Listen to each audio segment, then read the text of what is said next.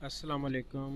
आज के इस ट्यूटोरियल में हम देखेंगे कि एक full fledge school management system को हम अपने लैपटॉप पे ऑफलाइन किस तरह हम इंस्टॉल कर सकते हैं और उसको किस तरह हम यूटिलाइज कर सकते हैं, और उसके बेसिक स्ट्रक्चर को हम देखेंगे कि किस तरह उसके कोड को हमने रीड करना है, कोड को देखना है और कोड को समझना है। अगर हमें किसी भी किस्म की चेंजेस करनी है कोड के अंदर तो वो हम किस तरह कर सकते हैं, और अगर फ्रंट एंड पे हमने चेंजेस करनी है तो वो किस तरह कर सकते हैं। तो सबसे पहले इसकी प्री रैक मैं आपको बता देता हूँ जो चीज़ें आपको चाहिए इस काम के लिए। सबसे पहले तो जैम्प चाहिए। जैम्प एक टूल है जो आपके कोड को रन करने के लिए ज़रूरी है, जो आपको सर्वर प्रोवाइड करता है। PHP के अंदर ये कोड है, उसका फ्रेमवर्क है कोऑर्डिनेटर। तो उसको रन करने के लिए हमें जैम्प की सर्वर की ज़रूरत पड़ेगी जो जैम्प टूल हमें प्रोवाइड करेगा, और इसके साथ साथ हमें डेटाबेस की भी ज़रूरत पड़ेगी, वो भी हमें जैम्प ही प्रोवाइड करेगा। तो सबसे पहले आपने जैम्प को इंस्टॉल कर लेना है। लिंक जो है इंस्टॉलेशन का वो इस वीडियो के डिस्क्रिप्शन में दिया हुआ है। और दूसरे नंबर पे आपने नोटपैड++ इंस्टॉल करना है, उसका लिंक भी आपको इस वीडियो की डिस्क्रिप्शन में दिया हुआ है। और तीसरे नंबर पे आपने ये फुल फ्लैज कोड भी डिस्क्रिप्शन में मौजूद है, उस लिंक को क्लिक करके आपने कोड को डाउनलोड करना है। तो आपके पास जो है वो एक ज़िप फाइल जो है वो आपको डाउनलोड जब हो जाएगी तो उसको आपने एक्सट्रैक्ट कर लेना है। तो आपको इस तरह की वो फ़ाइल जो है वो नज़र आएगी, गजाली मैनेजमेंट स्कूल सिस्टम। तो जब आप एक्सट्रैक्ट करेंगे तो अब प्रॉपर जो है वो मैं आपको मेथड बताने लगा हूँ। जैसे ही आपने जैम्प को इंस्टॉल करना है तो इस तरह की आपको स्क्रीन जो है वो नज़र आएगी, उसका एक कंट्रोल पैनल होगा। तो कंट्रोल पैनल को आपने ये अपाचे जिस तरह मैंने आपको बताया उसका सर्वर है कोड को चलाने के लिए, उसको स्टार्ट करना है आपने। और दूसरे नंबर पर MySQL एक DBMS है जो डेटाबेस क्रिएट करने में हमारी मदद करेगा, उसको आपने स्टार्ट कर देना है।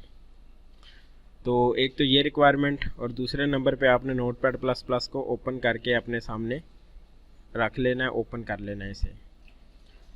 और फिर जब आप वो फ़ोल्डर आपका एक्सट्रैक्ट हो जाएगा, थोड़ा सा टाइम लगेगा, तो आपने उस फोल्डर को लोकल डिस्क C के अंदर आपने आना है। लोकल डिस्क C के अंदर ये जैम्प का फ़ोल्डर आपको नज़र आ रहा होगा, उसके अंदर ये htdocs का फ़ोल्डर है, और आपने कोई भी अपनी मर्ज़ी का फ़ोल्डर जो है वो क्रिएट कर लेना। फॉर एग्ज़ाम्पल ये फ़ोल्डर मैंने क्रिएट किया है GMS, और इस फोल्डर के अंदर वो मैंने जो फ़ाइल आपने डाउनलोड की है गजाली स्कूल मैनेजमेंट सिस्टम की, वो आपने इधर कॉपी कर लेनी है। तो वो कॉपी करके उसका सारा कोड इस फोल्डर के अंदर htdocs के अंदर, ये GMS रिक्वायरमेंट नहीं है, ये कोई भी नाम का फ़ोल्डर आप बना सकते हैं। तो सारा कोड आप ये श्योर करना है कि सारा कोड इसके अंदर कॉपी आपका होना चाहिए। तो ये काम करने के बाद, जैम्प को स्टार्ट करने के बाद, आपने गूगल क्रोम के ऊपर चले जाना है। जब गूगल क्रोम के ऊपर जाएंगे तो आपने इधर लिखना है लोकल होस्ट स्लैश। अब ये बहुत इंपॉर्टेंट है, लोकल होस्ट स्लैश वो फोल्डर का नाम जो आपने रखा हुआ है htdocs के अंदर। फॉर एग्जांपल htdocs के अंदर फोल्डर का नाम है GMS, तो आपने लोकल होस्ट स्लैश के आगे लिखना है GMS। तो जैसे ही आप एंटर के बटन को क्लिक करेंगे तो ये आपको वो शो हो जाएगा उसका इंस्टॉलर।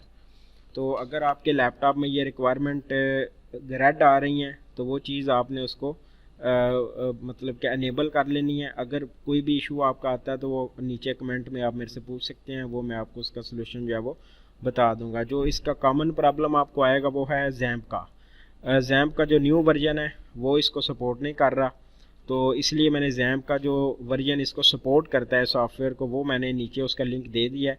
तो आपने कोशिश करनी है कि वही जैम्प इंस्टॉल करें जो इस वीडियो के नीचे डिस्क्रिप्शन में लिंक में मौजूद है। तो ये रिक्वायरमेंट फुलफ़िल होने के बाद डेटाबेस सेटअप के बटन के ऊपर आपने क्लिक करना है। तो इधर डेटाबेस के क्रीडेंशियल्स जो है वो आपने एंटर करने होंगे। ये भी बहुत इंपॉर्टेंट स्टेप है, इसको आपने बड़े अच्छे तरीके से समझना है। तो डेटाबेस किस तरह ओपन करनी है, हमने लोकल होस्ट लिखना है /php my admin। ये php my admin आप लिखेंगे तो डेटाबेस का जो इंटरफेस है, जो DBMS है MySQL, वो आपका जो है वो ओपन हो जाएगा। जिस तरह कि ये मेरा जो है वो ओपन हो चुका है। तो इसके अंदर मैं एक ये न्यू पे आपने क्लिक करना है। कोई किसी भी नाम की डेटाबेस आप क्रिएट कर सकते हैं। तो मैं ये GMS के नाम की एक डेटाबेस जो है वो क्रिएट कर लेता हूँ। ये आपके सामने एक एम्प्टी डेटाबेस जो है वो GMS के नाम की, अभी इसमें कोई टेबल नहीं है, वो खुद ही सॉफ्टवेयर उसको डिटेक्ट करके जितने भी टेबल होंगे वो सारे क्रिएट कर लेगा। अब ये MySQL होस्ट नेम आपने वो लिखना है जो आपका ऑफलाइन अगर आप चलाना चाहते हैं तो सारे ऑफलाइन का जो है ना वो होस्ट नेम जो है वो लोकल होस्ट ही होता है। तो इधर आपने लिखना है लोकल होस्ट, और डेटाबेस नेम जो कि मैंने GMS रखा है वही सेम नाम इधर रखना है। यूज़र नेम जो ऑफलाइन चलाने के लिए जो डिफ़ॉल्ट यूज़र नेम होता है वो होता है रूट। तो ये 3 चीज़ें आपने कन्फर्म कर लेनी है। पासवर्ड अभी मैंने नहीं रखा, ये पासवर्ड उस वक्त ज़रूरत होगी इसकी जब आप ऑनलाइन इसको डिप्लॉय करेंगे, अभी इसकी ज़रूरत नहीं है। ये 3 चीज़ें आपने इधर कन्फर्म कर लेनी है, लिख के आपने चेक डेटाबेस पर क्लिक करना है। तो अगर तो आपका ये मैसेज शो हो गया कि connection to GBMS database is done successfully, इसका मतलब ये है कि सॉफ्टवेयर और डेटाबेस का कनेक्शन आपस में हो चुका है। तो इधर आप अपने एडमिन की डिटेल जो है वो लिख सकते हैं, जो एडमिन सॉफ्टवेयर का आप जिसको बनाना चाह रहे हैं। तो मैं GMS ही लिखता हूँ, gms@gmail.com। ये कोई भी आप अपनी मर्ज़ी का रख सकते हैं। पासवर्ड मैं इसका GMS ही बल्कि 1 2 3 4 5 6 पासवर्ड मैंने रख दिया 1 2 3 4 5 6। तो ये मैं इसको इंस्टॉलेशन पे क्लिक करूँगा तो ये सॉफ्टवेयर खुद ब खुद ही इंस्टॉल हो जाएगा। ये थोड़ा सा वेट करना पड़ेगा आपको। ये जैसे ही इंस्टॉलेशन इसकी हो जाएगी तो ये आपको लॉगिन की तरफ जो है वो ले जाएगा सॉफ्टवेयर। बाकी अगर किसी किस्म का भी इशू आता है, कोई एरर आता है, वो कमेंट में मेरे से पूछे, मैं इंशाल्लाह ताला उसको जो है वो आंसर करूँगा उधर।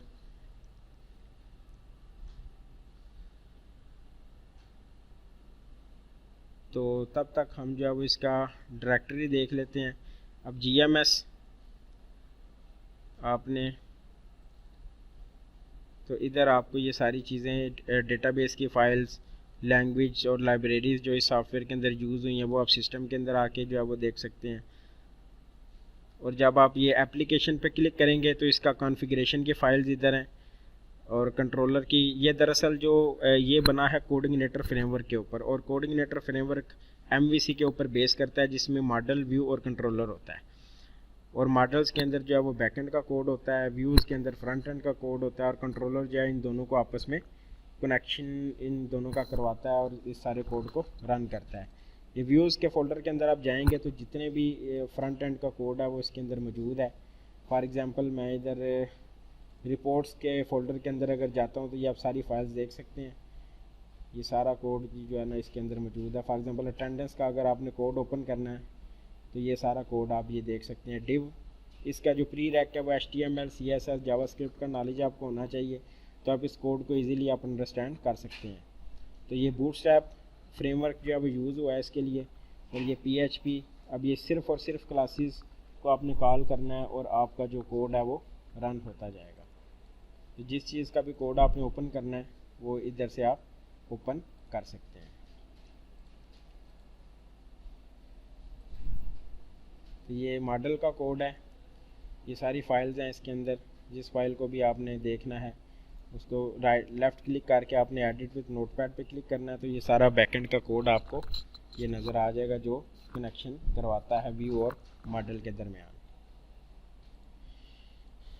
और उसके अलावा हम देखते हैं कि हमारा सॉफ्टवेयर जो है वो बिल्कुल इंस्टॉल हो चुका है। तो ये बटन जैसे इंस्टॉलेशन सक्सेसफुल का आपको ऑप्शन नज़र आएगा, आपने इस बटन को क्लिक करना है तो आपका ये सारे का सारा ये जो इंस्टॉलेशन का फ़ोल्डर है वो ऑटोमेटिकली डिलीट हो जाएगा और ये आपको डायरेक्ट एडमिन की तरफ ले गया। और ये जैसा कि मैंने जो यूज़र नेम और पासवर्ड रखा था तो वो मेरे सामने आ गया, उसको मैं साइन इन करूँगा। तो ये मेरा डैशबोर्ड जो है वो ये ओपन हो चुका है मेरे सामने। ये फुल फ्लैज एक सॉफ्टवेयर है और इसकी एक और वीडियो भी है मेरे पास, तो वो उसका लिंक भी मैं डिस्क्रिप्शन में देता हूँ। उस वीडियो के अंदर मैंने इन सारे मॉड्यूल्स को जो है वो मैंने एक्सप्लेन किया हुआ है। तो ये इंस्टॉलेशन है। किसी का भी कोई इशू आए, कोई मसला आए, तो वो मेरे से कंसल्ट कर सकता है कमेंट में। Thank you.